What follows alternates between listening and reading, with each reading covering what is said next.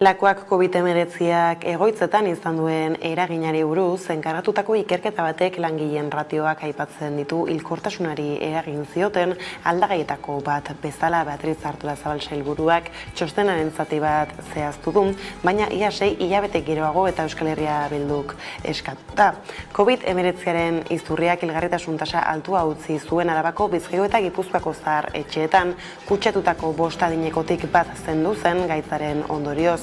Kutsatze eta heriotza horien inguruko datuak bildu ditu Eusko Jaurlaritzak txosten batean eta hilgarritasun tasaren eta zentroetako langile kopuraren arteko lotura berretsi du.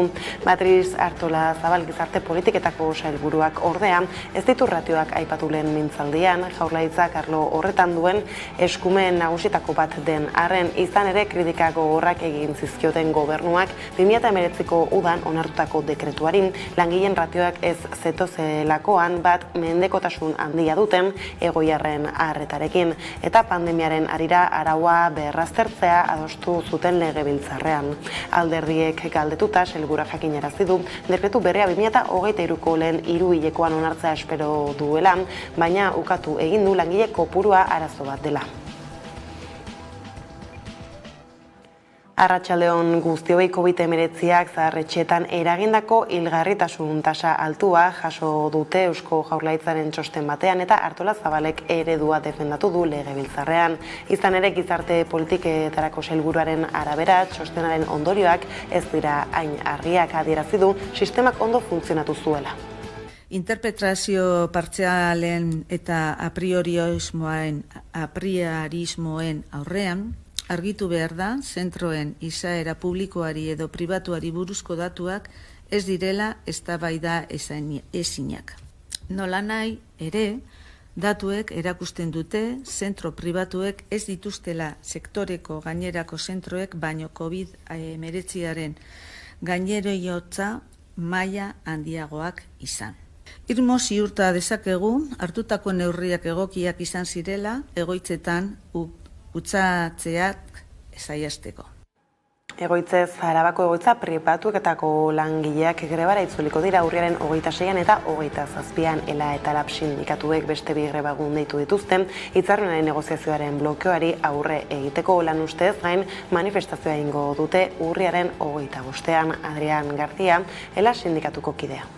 Bildu algarela 3 parteak, bai Foru Aldundia, bai enpresak eta bai sindikatuak, 2 aste barru bilera bat. Oraindik ez daukagu inungo berririk patronalaren aldetik. Horrek erakusten du patronalak ez daukala inungo presarik eta oso komodo daudela dauden moduan eta dagoen egoerarekin. Lan gatazkak izpide ditugula bada besterik Bizkaiko metalegintzako langileek protesta egin dute berriz ere lan hitzarmena berritzeko eskean. Ura erdiesteko negoziazioak ez dira eraginkorrak izaten ari, oraingoz eta sindikatuen eta patronalaren arteko tentsioa nabarmena da oso. Hala aldarrikapenak ez direten ez da lanuzteak ere. Bada gaur are gehiago gaiztotuta giroa ertzaintza gogor oldartu zaie Tekunin enpresaren atarian protestan ari ziren langilei. Komisiones Obreras, LAB eta UGT sindikatuek ertzaintzaren jokabidea salatu dute eta poliziaren jarrera ikusirik sindikatuek galdetu diote Eusko Jaurlaritzari ea noren alde dagoen. Unai Orbegozo, Komisiones Obreraseko industria arduraduna eta Iratxe Azkue LABeko industria arduraduna. Kontzentrazioa oso pazifikoa izan da zentzu guztietan, eta bestalde ertzaintza beti ere Eusko Jaurlaritzaren esanetan, beraien interesak eta patronaren interesa defendatzea etorri da. Irudikatu nahi izan duguna da, beraiek jarraitzen badute hitzarmena blokeatzen, gu blokeatuko ditugula enpresak. Hemendik Eusko Jaurlaritzari galdera bat egin nahi diogu. Hau da, gaur hemen ikusi duguna da, Eusko Jaurlaritzaren eskaintza metaleko langileentzat bortizkeria. Bestaldetik Eusko Legebiltzarraren soldatak izan dira zergai, Euskal Herria Bilduk eskatuta, besteak beste langileen soldata igoera eztabaidatu dute. Hala ere Eusko Legebiltzarrak atzera bota du langileen soldatak babesteko Euskal Herria Bilduk aurkeztutako mozioa. Horren ordez, Eusko Jaurlaritza sostengatzen duten bi alderdiek aurkeztutakoa aurrera atera dute. Beatriz García, Euskal Herria Bilduko legebiltzarkidea. Estamos hablando de unas cuentas generales expansivas que se van a centrar en mantener el estado de bienestar, proteger a la ciudadanía, Ia orain jarraian Patisen kortea ikusi dezakegun. Bestela aurrera jarraituko dugu, orain iruditan ikusten ibili garen horrekin. Elma Saiz gobernuko bozeramailea pozarren azalduzten atzo eguerdian, prentsa-aretoan Nafarroako gobernuko 2023ko aurrekontu legearen aurrekontua onartu berritan duela 3 aste Euskal Herria Bildurekin hasitako negoziazioetan aurrerapauso nabarmenak eman direla aipatu zuen Saizek. Aurkezpen horren ondoren Euskal Herria Bilduko Laura Aznalek nabarmendu zuen beren proposamenak jasota edukia hobetu dela, baina hori negoziazioen abiapuntua baino ez dela. Haren hitzetan aurrekontuak eta zerga neurriak bilduko dituen akordio osoa lortzea dute xede. Nafarroako gobernuak atzo onartutako aurre proiektua inoizko handiena izango da. Gobernuak 5.238 milioi euro izango ditu datorren urtean gastu eta inbertsio publikorako. Irailean aurre ikusitakoa baino 23 milioi euro gehiago. Saizen arabera langile publikoei orotara 6% igoko zaie soldata eta zerga atxikipenen ondorioz igo du diru sarreren aurre ikuspena. Hala BPG-aren 0,6ko defizit helburua kenduta, 4.977 milioi euroko diru sarrerak izatea espero du. Estamos hablando de unas cuentas generales expansivas que se van a centrar en mantener el estado de bienestar, proteger a la ciudadanía, especialmente a los colectivos más vulnerables y al tejido productivo. Ahora empieza el habitual proceso para que pueda convertirse en proyecto y previsiblemente el próximo viernes 4 de noviembre, fecha en que la intención de este Gobierno es entregarlo al Parlamento de Navarra, al Legislativo, para que comience su tramitación. Abiadura handiko trenaren Araba, Bizkaia eta Gipuzkoako zatia Nafarroarekin lotzeko aukerez hitz egitea iraingarria da. Gorka Hurtaran Gasteizko alkatearen iritziz, abiadura handiko trenaren lanek daramaten atzerapenan kontuan hartuta, eztabaida horretan sartu beharrean, Espainiako gobernuari eskatu dio arreta lanak bukatzean jartzeko. Hain zuzen, Euskadi Irratian emandako elkarrizketa batean gogorarazi du Bilboko eta Gasteizko sarrerak lurperatzeke daudela orain eta Espainiak obra horiek egiteko konpromisoa hartu zuela. Hala ere adierazi du Nafarroako lotura egiteko trena Gasteiztik pasatzaren aldekoa dela, Ezkio itsasotik pasatu beharrean. Zehaztu du ordea, txosten teknikoen araberakoa izango dela erabaki hori. Nafarroako gobernuak ere Madrili eskatu dio Ezkio itsasotik igarotzen den konexioaren bidegarritasuna ikusteko ikerketa bat abiatzea. Izan ere atzo Nafarroako gobernuak onartu zuen Ezkioko aukerak ziurgabetasun maila handia duela eta azterketa geotekniko eta hidrologiko osagarriak egitea nahi duela. Horrek 2023ko amaierara arte atzeratuko du erabakia. Van a hacer también estudios y trabajos para ver cómo es la funcionalidad de la conexión con la Y vasca en las dos alternativas y se van a acometer trabajos geotécnicos e hidrogeológicos complementarios para la alternativa de Ezkio. Un proyecto de esta magnitud estratégica debe llevarse a cabo con todas las garantías y con todas las certezas técnicas. De lo contrario, pues no estaríamos en disposición de adoptar una decisión ni responsable ni posibilista.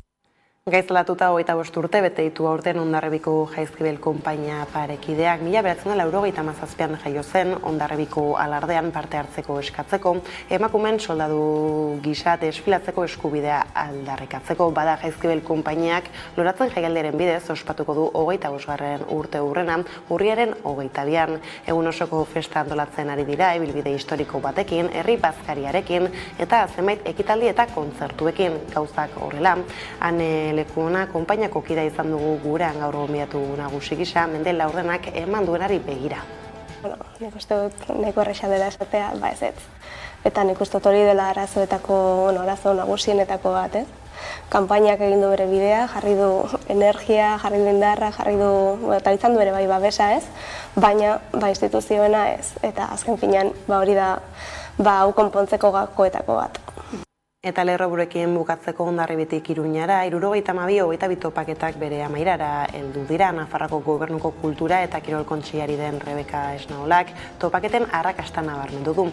Adierazi duenez Gobernuak gehiago lortu nahi du eta hitzordu hori 2 urtean behin egitea proposatu dute. Horretarako 2024ko edizio berri bati begira gogo eta lantzen hasiko direla azaldu du topaketen itxiera eta balorazioa agerraldian. Podemos decir que Encuentros de Pamplona 72-22 Iruñeko topaketak han sido un éxito. Primero, por la variedad de públicos y procedencias de las personas que de una u otra manera han estado en los encuentros. 12.000 personas que han retirado una invitación o una entrada para disfrutar de las propuestas.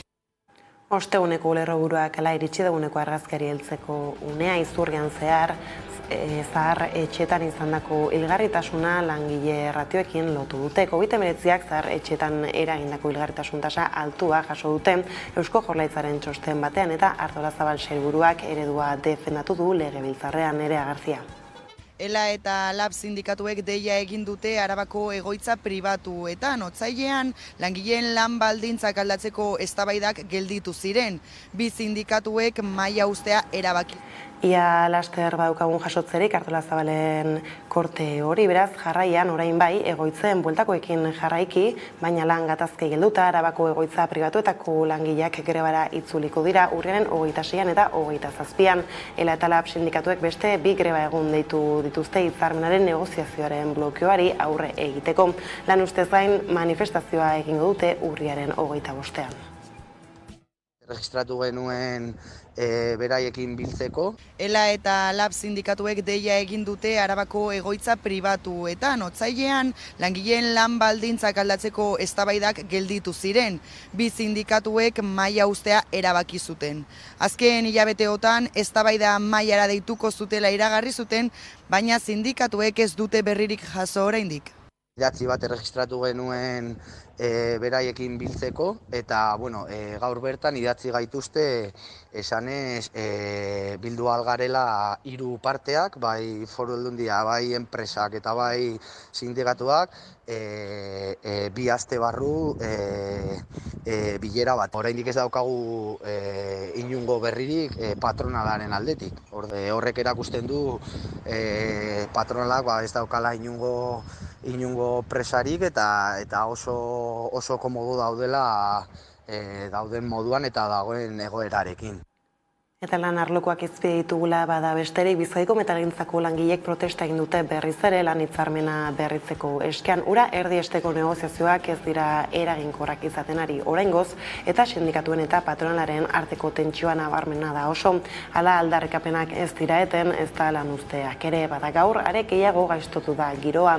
Ertzaintza gogor oldartu zaie Tekunin enpresaren atarian protestan ari ziren langilei. Aiera Durreta izan da bertan. Ertzaintza bortizki oldartu zaie Bizkaiko metalgintzako grebalariei. Tekuni enpresaren atarian protesta egin dute LAB, Comisiones Obreras eta UGTek deituta. Bertan egin dute Ortuiako enpresaren arduraduna den Tamara Jago FMko presidentea baita. Tentsiuneak bizi izan dira, bultzadak, tirakak eta zeinbait kolpe ere egon dira. Baina horrek ez ditu hitzarmen duinaren aldeko aldarrikapenak eten. Bizkaiko metalgintzako langileek Tekuni enpresaren atarian protesta egin dute goizean goiz. Lan hitzarmena berritzeko eskatu dute bertan, Ortuiako enpresaren arduraduna den Tamara Jago FMko presidentea baita. Irudikatu nahi izan duguna da, beraiek jarraitzen badute hitzarmena blokeatzen, gu blokeatuko ditugula enpresak. Ertzaintza bortizki oldartu zaie Bizkaiko metalgintzako langile eta ordezkariei. Kontzentrazioa oso pazifikoa izan da zentzu guztietan, eta bestalde Ertzaintza beti ere Eusko Jaurlaritzaren esanetan beraien interesak eta patronaren interesa defendatzea etorri da. Tentsioneak bizi izan dira, bultzadak, tirakak eta zeinbait kolpe ere egon dira. Hamaika telebistako kastari bat ere jazarri mehatzatu eta identifikatu dute. Hala ere, Ertzaintzaren jarrera oldarkorrak ez ditu Bizkaiko metalgintzaren aldarrikapenak eten. Hemendik Eusko Jaurlaritzari galdera bat egin nahi diogu. Hau da, gaur hemen ikusi duguna da Eusko Jaurlaritzaren eskaintza metaleko langileentzat, bortizkeria. 10 hilabete daramatzate hitzarmena negoziatzen eta momentuz hitzarmena erdiesteko negoziazioak ez dira eraginkorrak izaten ari. Izan ere, Bizkaiko metalgintza berriz ere greba dinamika betean murgiltzeko zorian dago. Sindikatuek eta patronalak lan hitzarmena berritzeko negoziazio epe honetako 15. bilera egin zuten atzo, eta akordioak urrun dirudi. Patronalak 2019ko itunarekiko eman nahi dituen atzera pausoak indargabetu ezean, sindikatuek ez dituzte lan uzteak bertan bera utziko. Ondorioz indarrean jarraitzen du urriaren 27 eta 28 eta azaroaren 2 eginiko deialdiak. Hala ere, bi aldeek beste bilera bat adostu dute hilaren 25 eta hor izango dute greba eragozteko azken aukera. Bizkaiko metalgintzako lan hitzarmenaren negoziazioak adostasunik gabe jarraitzen du. Patronalak bere proposamena mugitu du, baina bakarrik igoeretan, orain planteatzen duena da 3 urteetarako 10% igoera bat.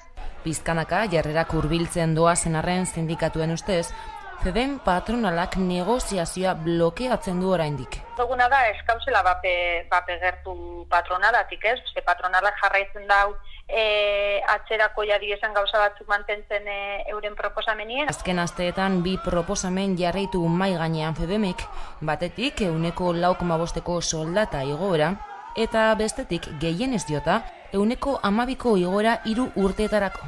Horrek baina metalgintzako sektoreko langileen eros ahalmena ez duela bermatzen salatu dute. Gertatzen gelditzen da, ikusita pasaden urteko KPIa eta nola geldituko den urte honetakoa, baina horrekin argi dago gainditzen dela 10% hori, eta probablea da inkluso 12% hori. Horrez gain, sindikatuek aldarrikatutako hainbat neurriei entzungor egin die patronalak sindikatuen esanetan, eta hori gutxi balitz, lan baldintzetan atzera pausoak proposatu ditu. Ditu mai gainean atzera pausoak malgutasunean, gero salario realetan eta bajetan. Abenduan hasi ziren negoziatzen lan itun berria. Orduztik 14 aukera izan ditu FEDEMek proposamen errealak aurkezteko. Bada patronalaren borondate eza agerian gelditu da sindikatuen hitzetan. Eta beste aukera bat eukiko du hor, bitartean guk jarraitzen dugu grebekin, argi dago patronalak ekarri duen proposamenarekin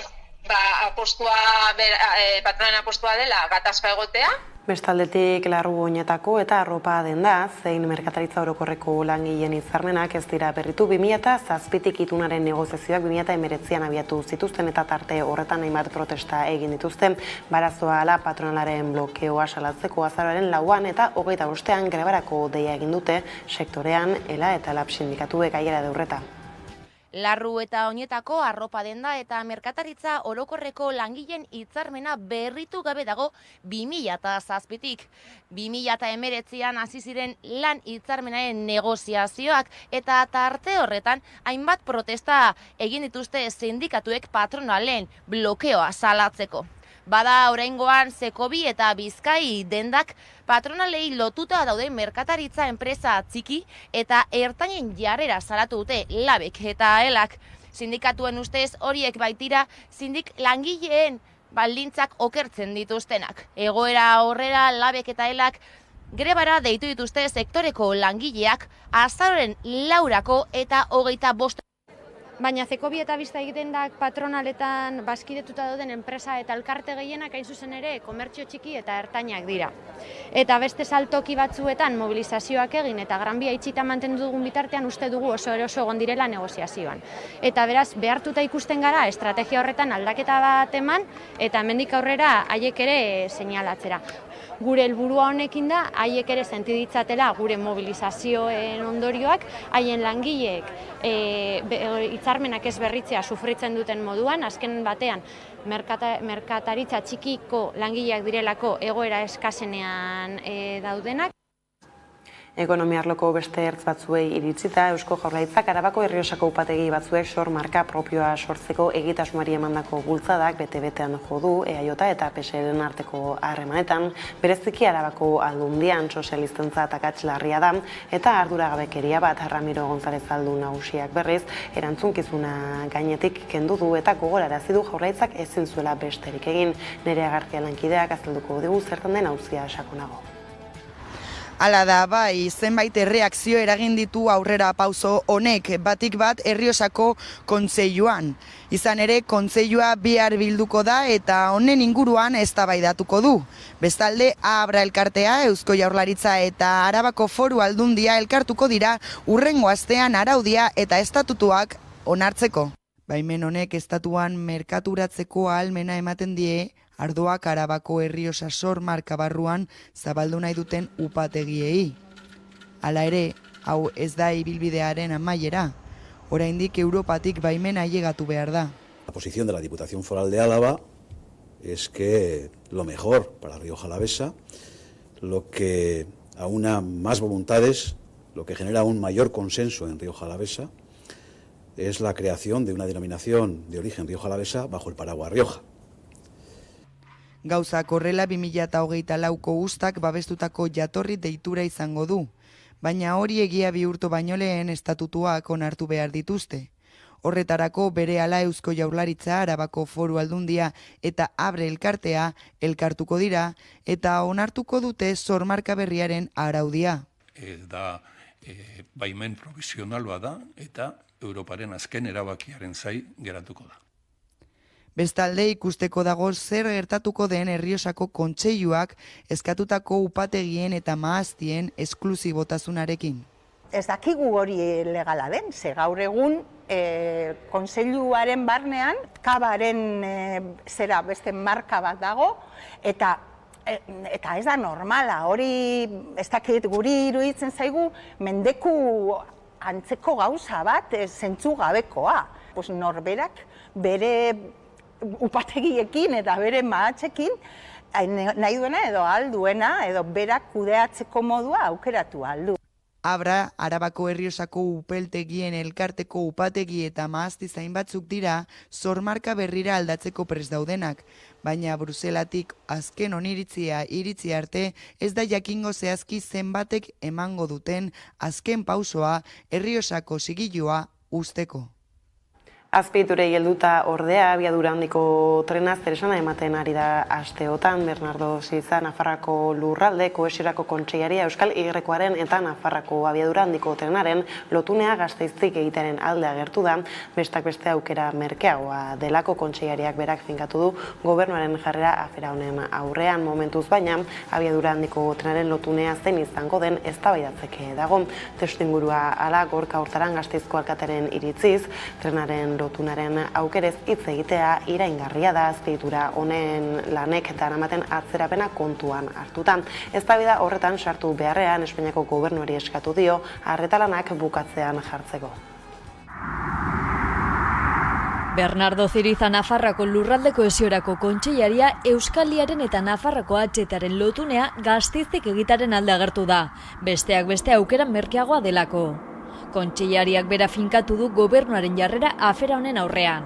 Erabakia ez da behin betiko azterketak egiteko baitaude, baina Bernardo Siriza lurralde kohesiorako Nafarroko kontseilariak adierazi du bi konexioen aukeran Gasteizkoa iruditzen zaiola jasangarriena, izan ere Ezkioko aukerak bere horretan darama Aralarko mendia zulatu beharra eta 21 kilometroko tunela eraiki beharko lukete, eta horren bidez inguruko iturburua galduko lirateke.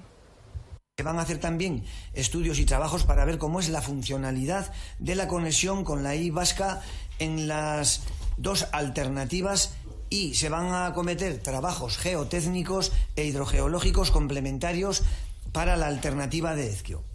Un proyecto de esta magnitud estratégica debe llevarse a cabo con todas las garantías y con todas las certezas técnicas. De lo contrario, pues no estaríamos en disposición de adoptar una decisión ni responsable ni posibilista.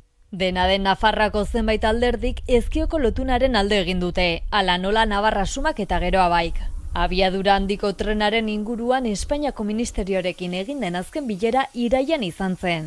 Nafarroako gobernua Raquel Sánchez Garraio ministroarekin elkartu zen eta bertan Altsasuko zatiaren lanekin aurrerat jarraitza erabaki zuten. Alegia Gasteiz eta Iruña lotuko lituzken obrarekin aurrera egitea. Ministerioarekin egindako akordio horrek badirudi Gasteizko konexioari lehentasuna ematen diola eta Ezkioko aukera baztertzen dela. 11 abiadura handiko trenaren Ezkioko estaziora hurbildu da, hemen atzean ikusi dezakezue, eta obrak amaitzeke daude naiz eta horretarako gutxi falta den. Dena den mugimendu handirik ez da bertan, une honetan egiten ari diren lan bakarrak lorezaintzako lanak dira. Momentuz baina abiadura handiko trenaren lotunea zein izango den erabakitzeke dago, eta Espainiako gobernuak urtebete atzeratu du Gasteiz edo Ezkio aukeratzearen azken erabakiaren data. Energia berriztagarriei heldu Zarbako Foru Aldundiak 9 eremutan eraiki nahi diren 13 proiektu eoliko aztertu ditu, lurraldean jada martxan dauden 3 alde batera utzita. Eremu horietatik 7 haize errotek ingurumenean eragin eta kalte handia sor ditzaketela erakusten du foru txosten horrek. Zenbait parke eoliko eraiki asmo dira Euskal Herrian. Horiek gauzatu baino lehen ordea azterketak egin behar dituzte inguru horretan eragin ditzaken kalteak egiaztatzeko besteak beste. Gaur-gaurko Araban, Bizkaian eta Gipuzkoan 4 parke eoliko daude martxan, eta beste 12 izapide administratiboan. Statkraft Norvegiako enpresak jarri nahi dituen beste 2 proiektuak aintzat hartu gabe. Testu inguru honetan Arabako Foru Aldundiko ingurumen jasangarritasuneko eta natura ondareko zerbitzuek azterketa bat gauzatu dute Araban Eusko Jaurlaritzaren eskutik egin nahi diren parke eolikoen harira. Energia berriztagarren lurralde plan sektorialaren ingurumen inpaktuaren azterketari ekarpenak egiteko. Aldundiak eginiko txostena 39 orrialdek osatzen dute eta Araban energia berriztagarriak garatzeko egokitza dituzten inguruak zehazten dira. Bestalde parke eolikoek eragingo lituzketen kalteak azpimarratzen dira. Araban 9 eremutan eraiki nahi diren 13 proiektu eoliko aztertu dituzte, lurraldean jadan martxan dauden 3 alde batera utzita. Eremu horietatik 7 Arabako Foru Aldundiaren txostenak eragin eta kalte handiak ikusten ditu ingurumenerako. Gauzak horrela txostenean zehazten da Eusko Jaurlaritzak aurreikusita zituen 9 eremuetatik 2 bakarrik ezarri daitezkela energia berriztagarriak ekoizteko proiektuak. Hala nola Iaraldeko Ganeko Gortan, naiz eta eolikoen lerrokadurari buruzko xehetasun gehiago eskatu dituen, Saiarrearen eta Saizuriaren kolonietan ahalik eta eragin txikiena izateko, eta bigarren eremua Labrazakoa litzateke, Arabako Errioxan. Duela 15 urtetik Kodes mendilerroan martxan dagoen parkearen edatze bat izango litzatekelako.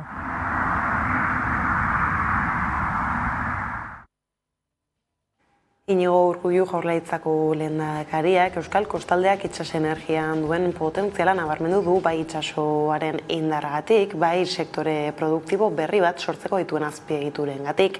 Aste honetan ofizialki inauguratu du Urkullu berak nazioarteko itsas energien konferentzia. Bertan nabarmendu du Euskal Autonomia Erkidegoak energia sortzeko modu berrietara igarotzeko eta eraginkortasuna hobetzeko konpromisoa duela, etorkizuneko ongizaterako lehentasunezko erronka baita. Gainera, Armintzan eta Mutrikun olatu bidezko energia lortzeko urratsak azpimarratu ditu Udane Arbeo. Energia ozeanike mundu mailako ekitaldiak sektoreko ehunka profesional eta ikertzaile bildu ditu Donostiako. Kursalean 3 egunez Donostian izango dira trantsizio energetikoaren inguruan hausnartzen eta eztabaidatzen. Testuinguru honetan aipatzeko Europar Batzordeak 2030erako ezarri duela 1000 megawatt sortzeko helburua itsas energia berriztagarrien estrategian, eta gogoratu behar da Euskal Herrian mundu osoan elektrizitate gehien ekoitzi duen olatu energia sortzeko instalazioa dugula Mutrikun. Beraz, entzun dezagun jarraian Inigo Ansola Energiaren Euskal Elkarteko zuzendaria. ICOE 2022 nazioarteko itsas energien sektoreko aktore, enpresa eta teknologia garatzaile nagusienak bilduko ditu 3 egunez kursalen. Sektore honetan izandako aurrerapen eta garapenez eztabaidatzeko. Oraindik nagusitasun teknologikoa garapen bidean duen sektorea da, eta horrexegatik hain garrantzitsua izango da kongresu hau. Mapauko administrazio auzitegiak ez ditu aintzat hartu kanboko tokiko hirigintza planaren berrikuspenaren aurka aurkezturiko helegiteak. Beraz, elkarteek helegitea ezartzea zain, bihartik igandera bitartean Marieniako laborantza lurrak okupatuko dituzte. Udan arboek emango dizkigu jarraian xehetasun gehiago. 2014an hasi ziren kanboko urbanismo plana moldatzen gabinete batekin. 8 urtera auzi berarekin borrokan jarraitzen dute. Marieniako lurren defentsan ari diren eragileek 3 eguneko okupazioa antolatu dute ostiral honetatik igandera bitartean.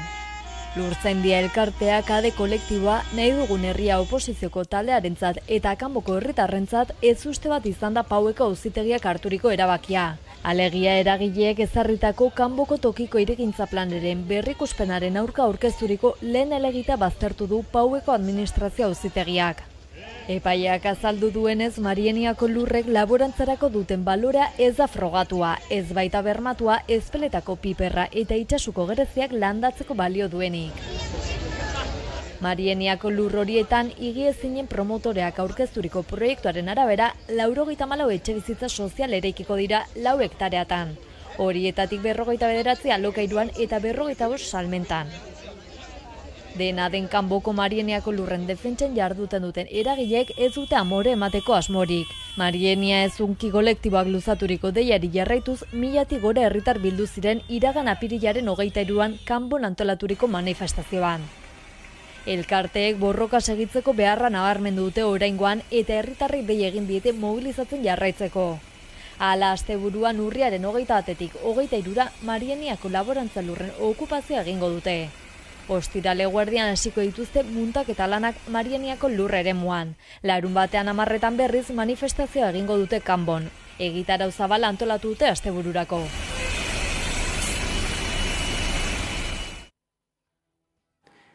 Eta kanbotik urruti joan gabe, bada besterik alarma gorria piztu du Ipar Euskal Herriko AEKak urgentzia ekonomikoan daudela adierazi dute gehituta, egiturak irauten duela AEKako langileek prekaritatean lan egiten dutelako. Prentsaurreko masioa egin zuten atzo goizean Baionan bizi duten egoera azaldu eta erakunde publikoei babesa eskatzeko.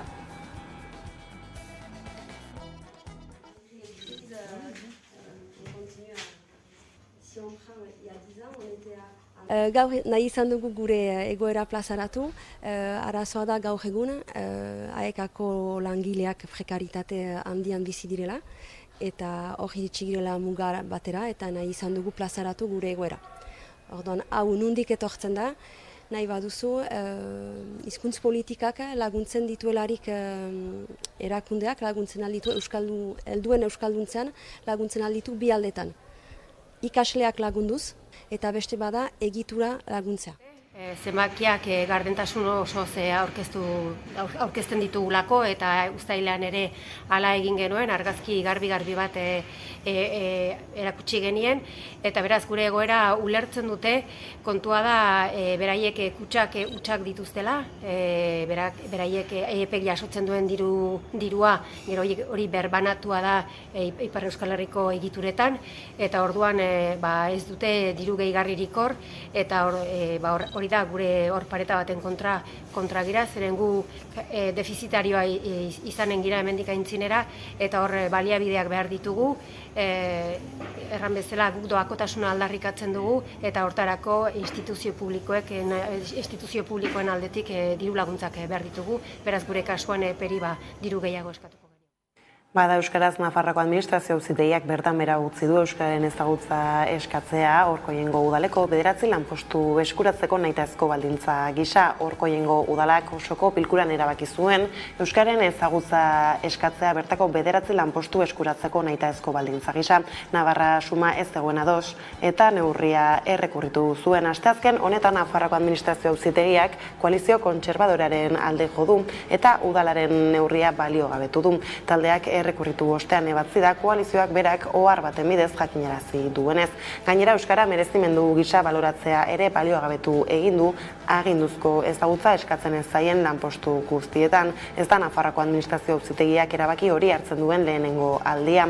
Bestak beste 2021ean euskararen meritua baliogabetu zuen Lizarrako udal plantillan eta Berriozarko kiroldegiko tabernan lan egiteko euskara beharrezkoa ez dela esan zuen.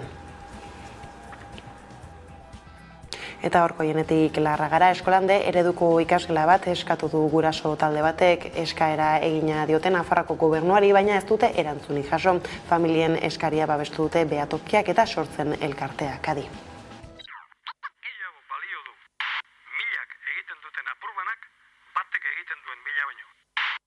Gau eta egun euskaraz bizi nahi dut, ta gauza bera egin dezakezu zuk. Euskaraz bizi nahi dut goizean goizik, ez da amets bat nire nahi ala baizik. Etxean kalean, lanean lagun artean, mendira joatean, eta oean sartzean. Egin ginen bizitzaren jabe, nortasuna. Nafarroko Hezkuntza Departamentuari ozen eskatu dio, ozen eta argi, euskaraz ikasteko eskubidea errespetatzeko.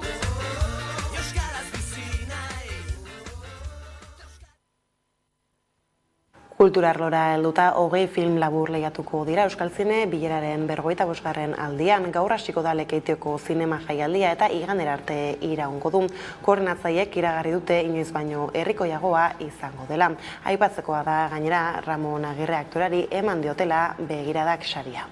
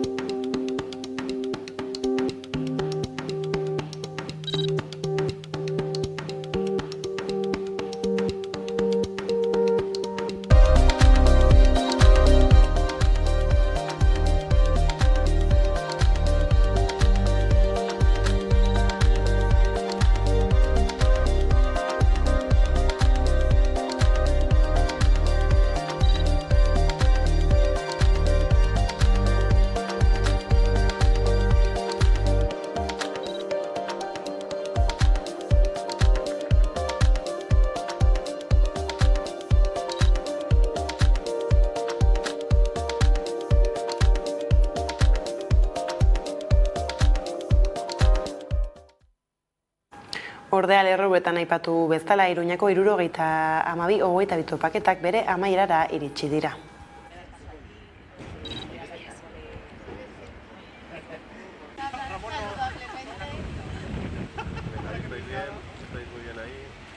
Podemos decir que Encuentros de Pamplona 72-22 Iruñeko topaketak han sido un éxito. Primero, por la variedad de públicos y procedencias de las personas que de una u otra manera han estado en los encuentros. Personas de todas las edades, desde niños y niñas a personas de la tercera edad y mayoritariamente de Navarra, pero también de comunidades limítrofes y además de Madrid y Barcelona.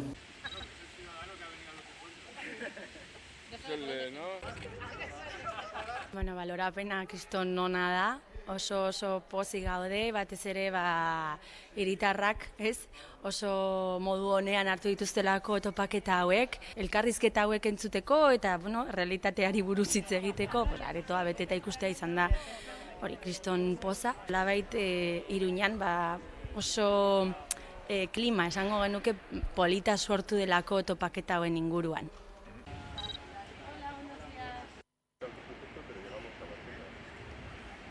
Pero lógicamente el Gobierno de Navarra aspiramos a más. Queremos seguir generando estos encuentros que han recolocado a la cultura en su lugar, alejándola del simple ocio o entretenimiento y recuperando su capacidad transformadora.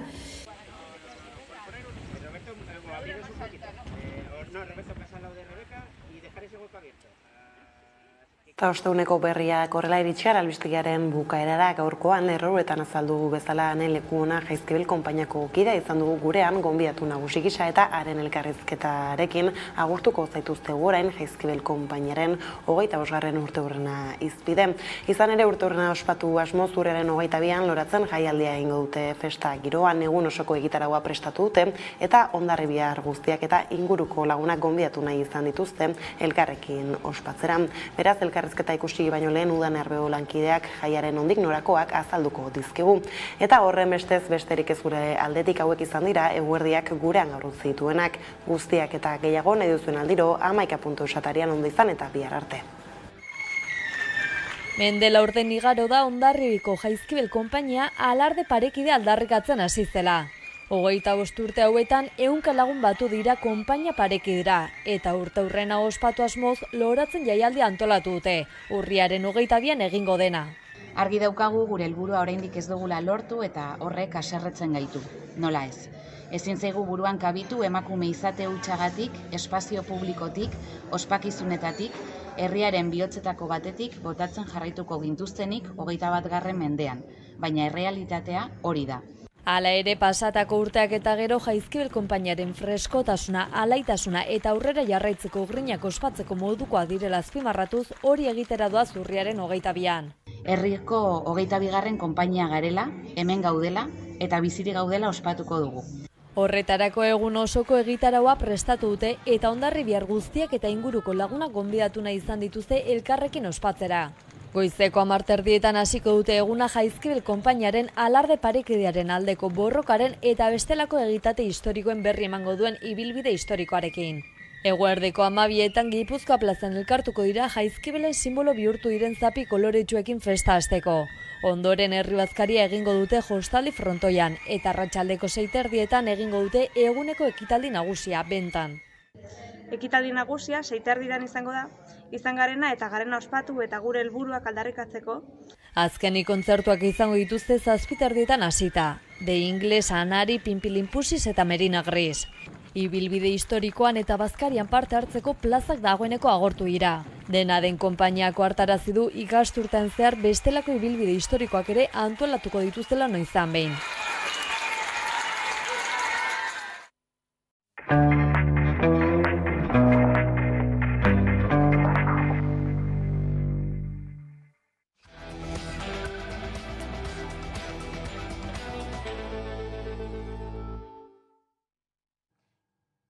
Eta egunero legez eguneko elkarrizketari atea irekiko diogu, horretarako gaurkoan gurekin daukagu Ane Lekuona, Jaizkibel konpainiako kidea da bera, Guardion. Bueno, Jaizkibel konpainiak 25 urte bete ditu aurten, larunbatean egingo duzue ospakizuna, Hondarribian bertan, mendela orden, azkar esaten da, gainera momentu gogorrek bizizan dituzue, hasieran batez ere, nola baloratzen duzue instituzioek zuekin izandako jarrera, babestuak sentitu zarete? Bueno, nik uste dut nahiko erresa dela esatea, ez. Eta nik uste dut hori dela arazo nagusienetako bat, ez? Kanpainiak egin du bere bidea, jarri du energia, jarri du indarra, jarri du, eta izan du ere bai babesa, ez? Baina, instituzioena ez. Eta azken finean, hori da, hau konpontzeko gakoetako bat. Esaterako Txomin Zagasazu, Hondarribiko alkateari gutun bat bidali zenioten, aurtengo alardearen ostean, hain zuzen ere berak zuzenduko lukeen elkarrizketa prozesu baten martxan jartzea eskatuz, ez dakit erantzunik jaso duzuen? Ba ez, Jaizkibel konpainiak beti eskatu du elkarrizketarako gune bat, eta honetan ere bai ezezkoa jaso du, edo hutsa jaso du, eskatu zitzaion jaien ondoren hilabete bateko epean erantzun bat jasoko genuen, eta ez, orduan, nola badugun orain larun batean alako jaialdia, bada ere bai forma bat indarrak hartzeko eta aurrera jarritzeko, ez. Udalaren kolore politikoak zer ikusia du honekin?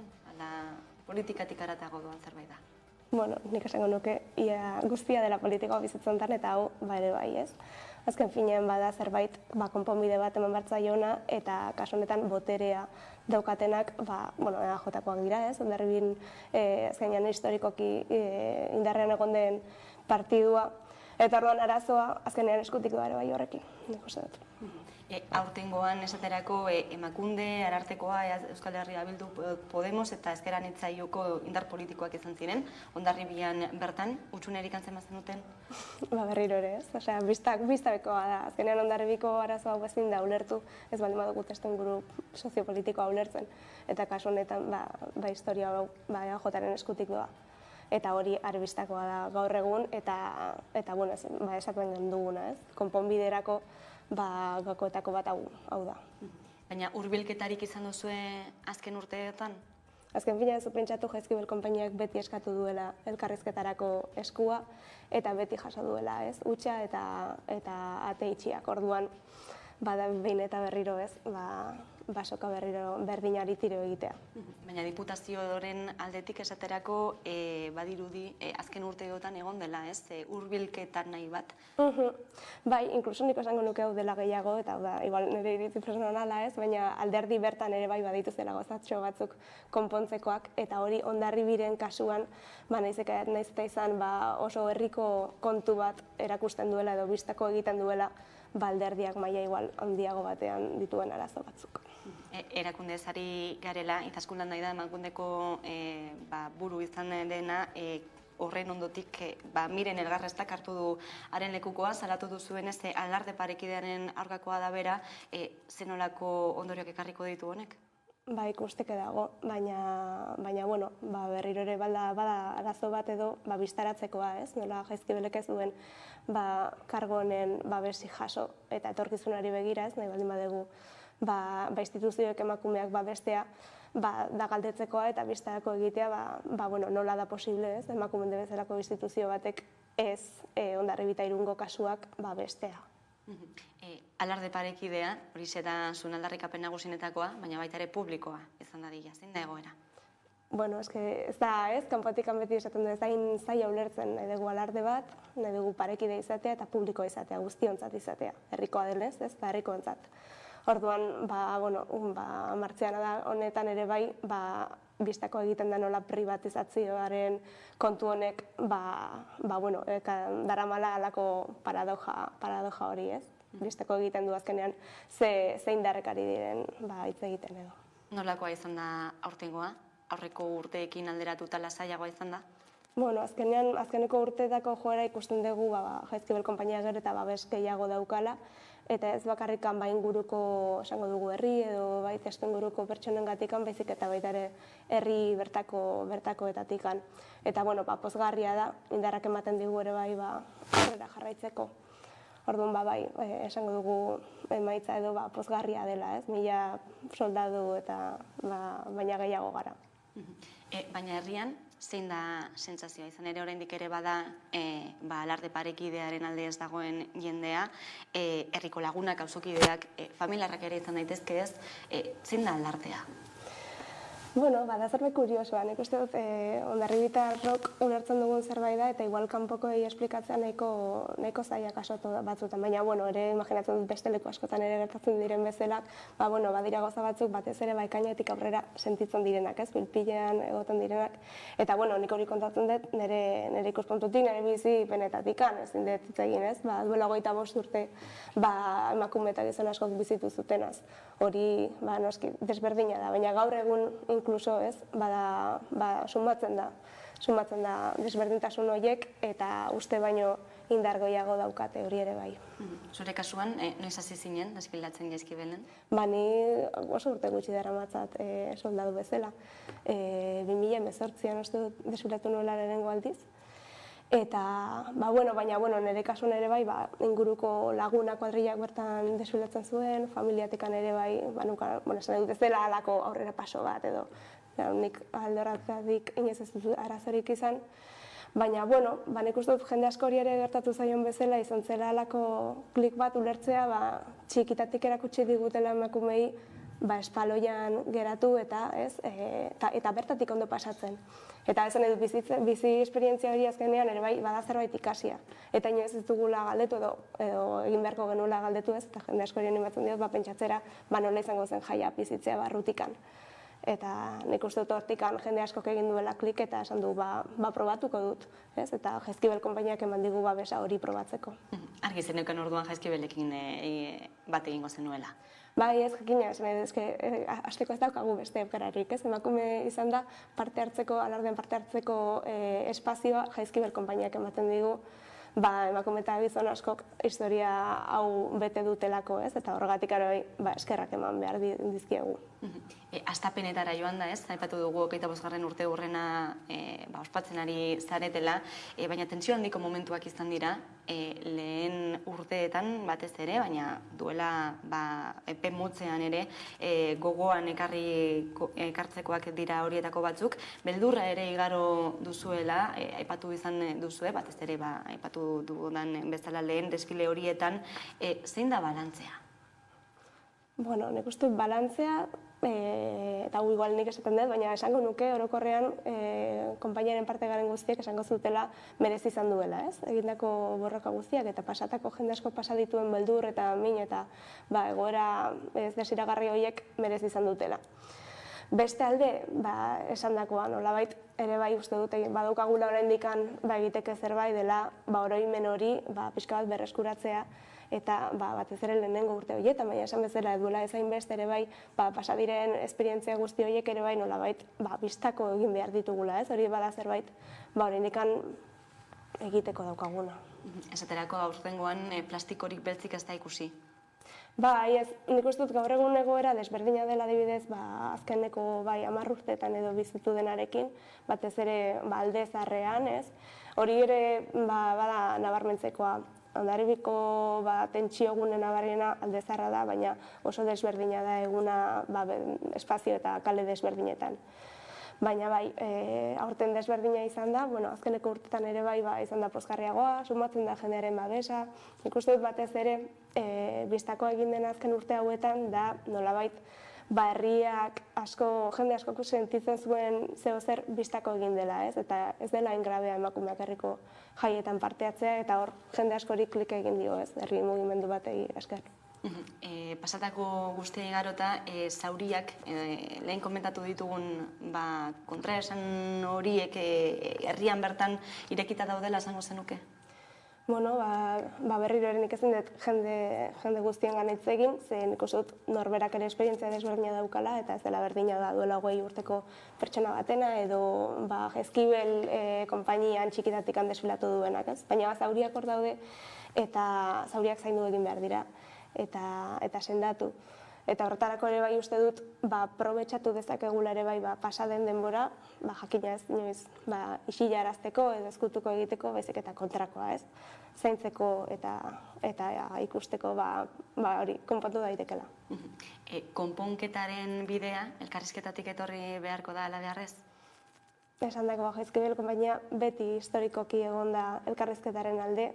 Aipatu nahi nuen adibidez, Oiane Bengotxea badela hondarribitar historialari bat, horretxe bertan tesia plazaratu du Hondarribiko eta Irungo kasuen inguruan, eta hor oso bistako ikustuta, ez? Konpainiaren hainbat saiakera. Orduan, elkarrizketa beti dago hor, baina nik ere bai errekalkatuko nuke instituzioen egin bete behar hori. 25 urte hauetan gizartearen partetik, behintzat, marra gorri bat jarri dela esango zenuke? Bueno, nik uste dut ezin degula, ez? Hondarribiko kasua ulertu goza aislatu bezala, azkenean gizartea ordoa, feminismoak mugimendu bezala espazio hartu du, ez? Euskal Herri mailan, orduan ezin dugu bi gauzaiek, ez? Elkarren artean bereiztu edo ulertu isolatuta daudela. Nik uste dut gainera jende askori gertatzen zaiona Hondarribin dela nola kontatu eta nola jendearen empatia lortu kontatzen nahi naiz nolabait alarde hori baztertzailearen ikuspuntua daukatenen kasutik, ez? Nola hori justifikatu herritik kanpo. Nolabait marra gorri hori, eskerrak hor dagoela, baina nolabait hori zerbait egin behar da horrekin, ez? Ezin dugu horrela utzi. Hondarribian gertatzen denarekin bat edo loturaren bat izan daitekeen gertakari bat izan da duela gutxi Bizkaian, Basauriko jaietan, emakume bat sokatira frogan ez diote utzi parte hartzen, gonaz jantzita ez joateagatik, zer iruditzen zaizu? Bueno, nahiko bistakoa da ikustea, Jaizkibel eta Hondarribita Irungo kasuak duela 25 urte baina gehiago hasi ziren, ez? Eta emakume horiek ja eman zuten aurrerapausoa eta bistaratu zuten beraien gizarteari, emakumeak parte jaietan eta espazio publikoan eta nahi zuten lekuan parte hartzeko eskubidea zeukatela. Kasu hau gertatza 2022an, erakusten digu oraindik asko daukagula egiteko, ez? Gizarte mailan emakumeak oraindik asko daukagula espazioak hartzeko, eta nik uste dela abisu bat, ez? Esateko, nahiz eta oraindik pentsatu gauza asko irabazi edo lortuak daudela, oraindik asko geratzen dela egiteko. Jaizkibel konpainiaren bilakaera ikusita ere aipatzeko, ez? Izan duen hazkundea, hasiera batean 20 kide ziren, eta gaur egun 1000 gizon eta emakume inguru zaretelako. Bai, ez? Bai hori ospatzeko zerbait da. eta ikusteko hori bilakaera badagoela, belaunaldi aldaketa badagoela ere bai, ez, hori garrantzitsua da. Ez jai hauetan lagun batekin komentatzen genuen, ze pozgarria den ere bai, jaretikan joan eta ikusi, neska txikiak ensaiatzen ikustea, ez, normaltasun eta naturaltasun guztiarekin. Eta hori bada zerbait ospatzekoa, hori duela inbeste urte zen gertatuko orduan. Bai, etorkizuna badator potente. Dena den oraindik ere egiteke dagoela aipatu duzue, izan ere aurtengoan ere bidezfile egon direlako, egungo egoerari zein etorkizun ikusten diozu? Bueno, bi alardeena, desde luego, ez dago etorkizunean edo gure pronostikoan. Guk eskatzen dugu lehen esaten genuen bezala ez, alarde bakarra, alarde parekidea eta publikoa. Orduan, inola ere ez dugu onartuko, azken finean bi alarde izatea ez. Azkenean, herria guztiona da eta jaia ere bai. Aipatu dugu, larun batean ospakizun jaia, prestatu duzuela Hondarribian, loratzen lelopean, gainera, ez naiz beteriko leloa ere hautatu duzuena.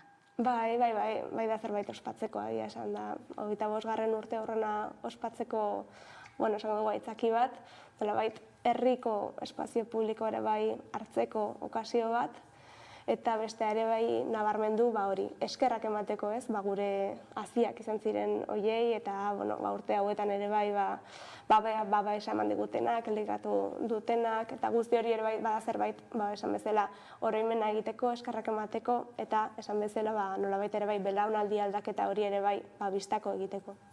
Zenolako ekitaldiak prestatu dituzue?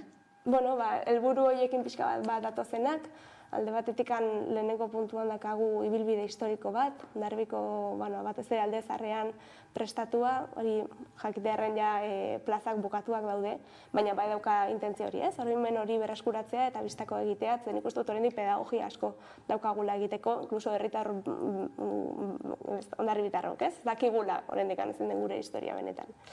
Gero bigarren puntu bat, egongo dalako elkartze bat, ospaketa hasiko da, herri bazkari bat daukagu, eta arratsaldean alde batetik ekitaldi bat izango dugu, hau da bentan, dela itsaso aldean, eta ondoren eta bukatzeko kontzertuak. Eta nor dago gonbidatuta bertara? Daukagu oso kartel benetan ederra, badaukagu alde batetik The Ingles, dela Hondarribiko emakume musikari batzuen taldea, erabat divertigarriak, eta bestalde daukagu ere bai Anariren kontzertua izango dela bikaina, baita ere Pinpilipusiz, eta amaitzeko Merina Gris. Emakumeek hartuko dute holtza orduan. Bai, hori ere oso garrantzitsua, ez? Hemendik badaki gure musika estenan badagoela asko egiteko, eta honek ere bai ematen digu animoak. Eta herritarrak bertaratzeko zein mezu zabalduko zenuke? Herria ere bai gurea dela, eta guztiona dela, ez? Jaizkibel irekia dagoela bertan parte hartzen nahi duen guztientzat. Eta beraz, beldurrik gabe benetan espazio hartzeko momentua dela. Datorren urtera